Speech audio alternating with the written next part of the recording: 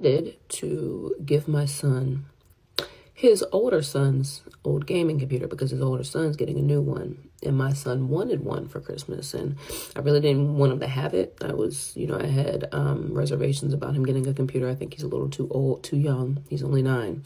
But he convinced me to let him have it. He thought that it would be a good financial decision and also a way for him to have what he wants with us, not having to invest too much money. So he goes to his son's house, Christmas Eve, yesterday. He sets up the new computer, and it is a nice computer. It's even nicer than the one that he wanted, top of the line, okay? He gets the old computer.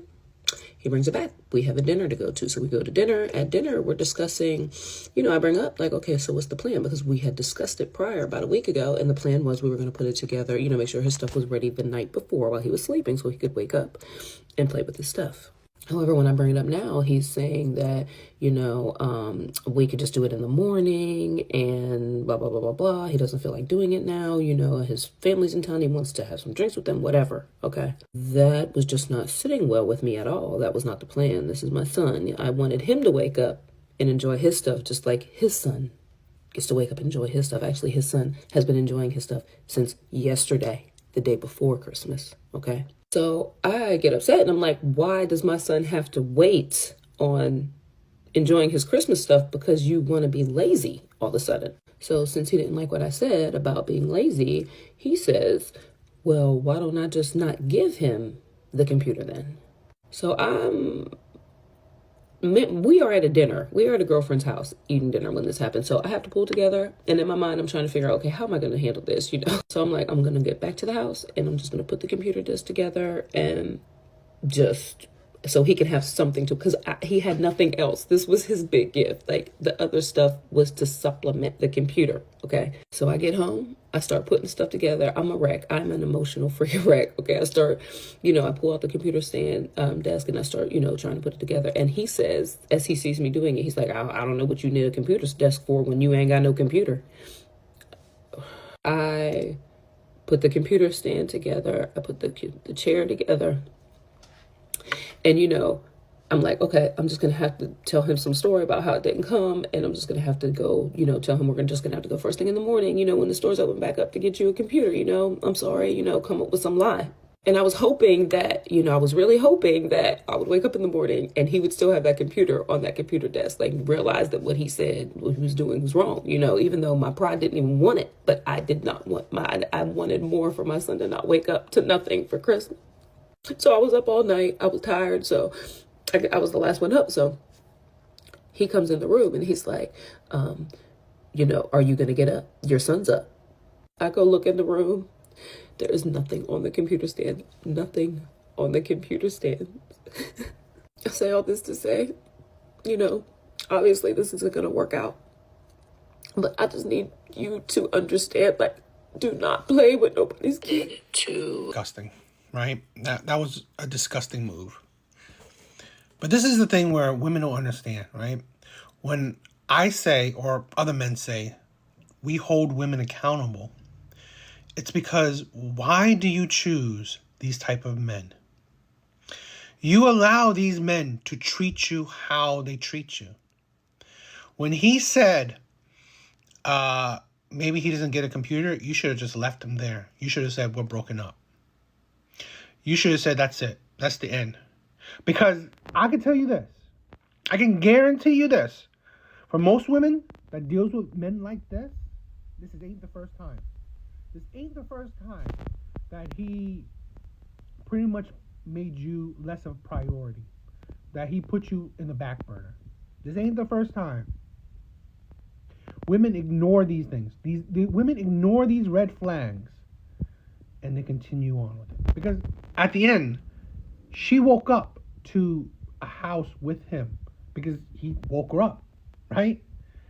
The boyfriend woke her up. So obviously, putting two and two together, he was sleeping in that house.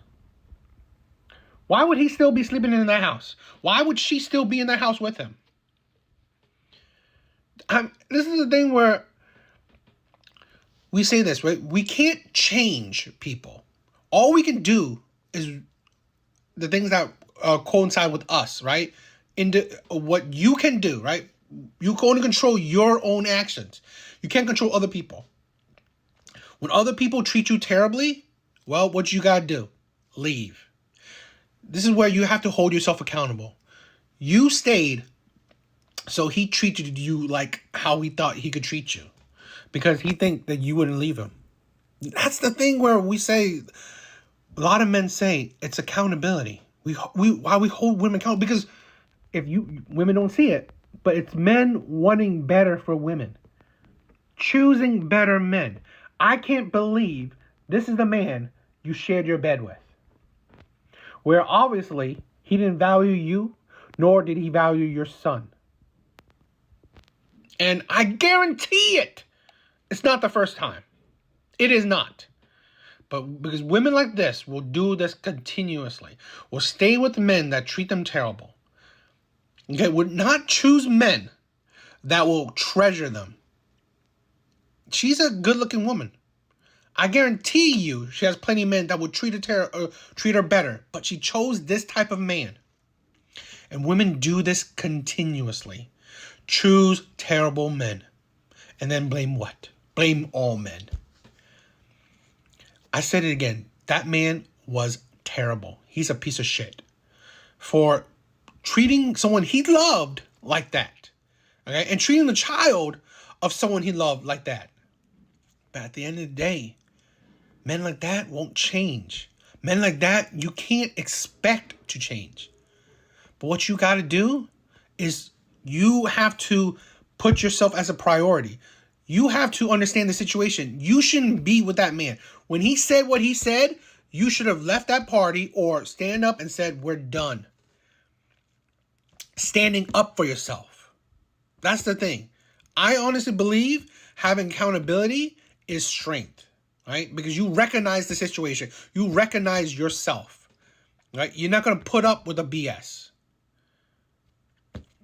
It's a sad thing. It was a sad story. And again, women like this, many women, right? Choosing the terrible men that they choose, it's only going to bring them more trauma, right? Make walls around their heart higher, stronger, harder to deal with. And then the next good man, or a good man that might come in, now he has a harder wall to break down. Or he has walls to break down. This is the thing where, again, when men say certain things, it's in essence with love and wanting better for women. You can't make people do right by you, but you can decide how often you let them do you wrong. And you keep letting them do you wrong. You feel horrible.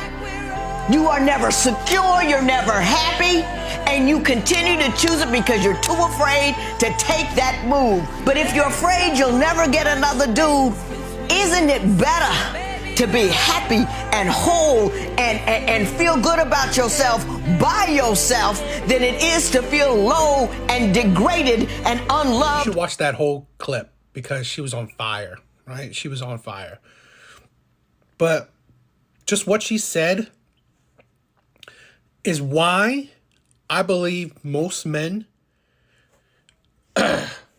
find it, don't really hold, I mean, we hold men accountable, but it's why bother, okay? In a sense that if you can't agree in life, there are good people and bad people, then that's the point where, when it comes to dating, okay? We don't hold men accountable, like the deadbeat dads, all these other stuff, right? In general, I mean, just, the law, court system will hold them accountable. But in general, when we talk, we don't hold them accountable because these men are terrible. But it's your choice as women, right, to choose if you want to allow these terrible men into your life. This is why why I personally say, when it comes to especially the dating, right, when it comes to family, when it comes to having kids, I hold women accountable more because it is up to you. Okay, if you allow this terrible person into your life, if you allow this terrible person in your body, if you allow this terrible person to give you a child, this is the thing where we don't understand, right? There are terrible people out there. There are terrible men out there. But holding women accountable is that you got to know that you should be more wise dealing with these terrible people. It's just how the world is, right? We cannot change bad people necessarily into good people. But what we can do is tell already good people not to interact with these bad people. That's what we can do. Because if you are a good person, if you are a decent person, well, why would you want to interact or deal with bad people? That's it. And it's not even changing who you are. Okay? This is the thing where we're not trying to change women. We're just trying to tell women don't interact with these terrible men. Don't make these bad decisions, because then it will affect you and it will affect the next generation, i.e. you having kids. And this is the thing where women seem to understand, not get it, where, oh, it seems like men are always attacking us, always on our, always saying crap about us. It's because men, I believe generally, especially the good ones, are hoping you do better for you and in turn for the future kids you make, which is the next generation. So this is the thing where women seems to be blinded and thinking that, oh, men are attacking them because they hate them. No, men are trying to hold them accountable because they wish better for them and better for the next generation, because women are the bearers of the next generation. They are the ones to help or to incubate the next generation, right? This is the thing where it's just sad that that's why I said it's not a gender war. Okay, it's men now having a voice, decent men, good men having a voice now to say that we need to hold women accountable and not deal with terrible men. I think I have just lost